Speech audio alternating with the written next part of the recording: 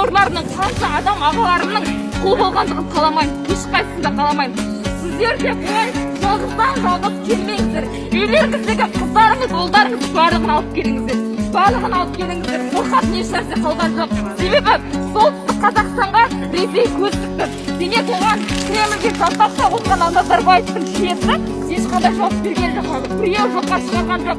Сонда біздің Қазақстанның жерін ата-бабаларымыз оларға берсін, Ресейге оңай тастай салсын деп біз үшін қорғаған жоқ. Ата-бабамыздан қалған жерді аманатты өзімізден кейінгі ұрпаққа табыстау бұл біздің қазақ ретіндегі негізгі парызымыз. Соны ұмытпаңыздар. Әрбір сол заманның азаматының міндеті. Ешқайсыларыңыз ұмытпаңыздар. Мынадай тұрған азаматтар бір күн болмаса бір күні міндетті түрде жауап береді. Мейлі сіздерден біз жауап алмасақ та бізден кейін жауап береді. Иә, дұрыс. Тарихта барлықтарыңыздың аттарыңыз қара бет болып қалады. Сатқын болып қалады. Қанша адам қазір камераға түсіріп жатыр, басқа қылып жатыр. Бұның барлығы тікелей эфирде, ютубта барлығында сақталады. Міндетті түрде қара беттер деген атпен. Бұл бірінші эфир, екінші эфир емес, қанша сізді. Сіздердің ол қыздарыңыз сіздерді Назарбаевты қорғағандар үшін ұялатын болады. Иә, өте дұрыс. Ұялатын болады. Олар біледі бе? Барлықтары намыссыздар. Сендерге әкем ағам болатын болса, мен олардан бірден бас тартатын едім.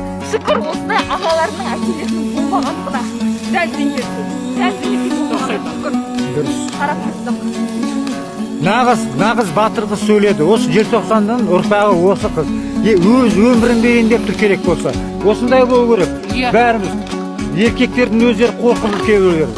Міне осындай адамдар мемлекет ұстау керек. Осындай адамдар келу керек үкімет басына. 30 жылда бізге бір нәрсе болды ма? 30 жылда біздің еліміз, халқымыз дамыды ма? Дамыған жоқ ешқандай. Өзіміздің жерімізде біздің қазақтар құл болып жүр. Қазақтар айтады, жалқау еріншек, мүлдем олай емес, жалқау адам азанда алтыда тұрып базарда жұмыс жасамайды. Қаншама адамдар жұмыс жасап жатыр. Алтыда тұрып автобус айтады, өздерінің күндерін көрмейді. Қазақтар ешқандай жалқау емес. Сол жалқау деген сөзді мынау билік халыққа қоғамдық пікір жаңағы дамыту үшін таратып жіберген. Қазақ мүлдем жалқау емес, қазақ жалқау емес. Ондай ойдан арылу керек. Дұрыс айтасың. Ондай ойдан арылу керек.